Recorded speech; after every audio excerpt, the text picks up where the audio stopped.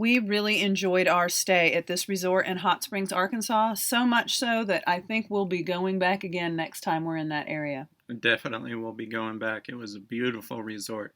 It's actually a group of resorts called RVC Outdoor Destinations that have a lot of activities, but we also enjoyed just hanging around the campground a lot of the time. Yeah, there were huge spaces, lots of room to have company over and just enjoy the park. And as you can see, several of them actually back up to the lake. It's called Lake Catherine. And then there are many other pull through sites as well. It's actually divided into these two separate sections. This green area in the middle actually has a very large dog park in there. We were there in October, and as you can see, the second half of it was almost empty.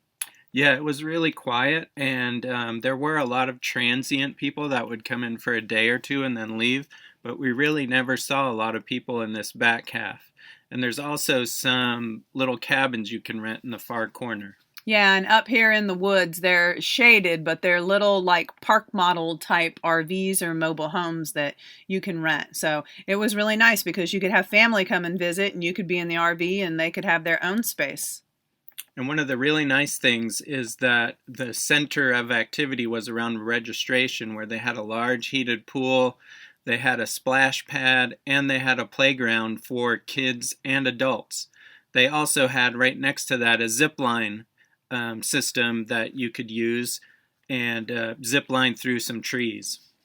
And also up near there was a bathhouse and a dog wash. So they had these little ramps for the dogs, and then you could wash your dog without having to bend over and hurt your back. And inside there was a large camp store with a lot of souvenir items as well as some snacks, and they delivered campfire wood right to our site.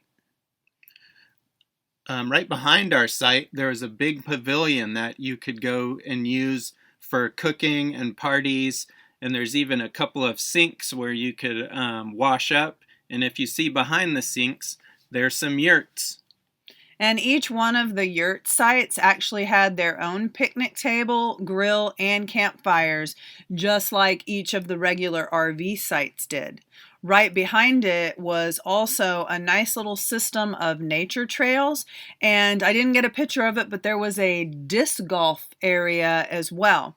And then tent camping sites that had power, water, again, a picnic table, a grill, and a campfire. So you could do any kind of camping here.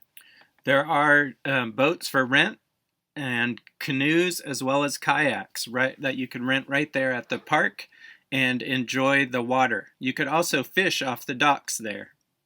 So there were really a lot of activities. They also had bike rentals.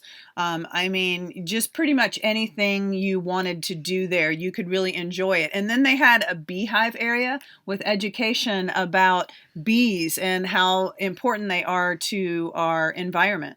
Yeah, it was really just a beautiful park, very peaceful, and as you can see, very scenic with all the trees. And it was right next to Hot Springs National Park. Well, about, I don't know, 15 miles maybe.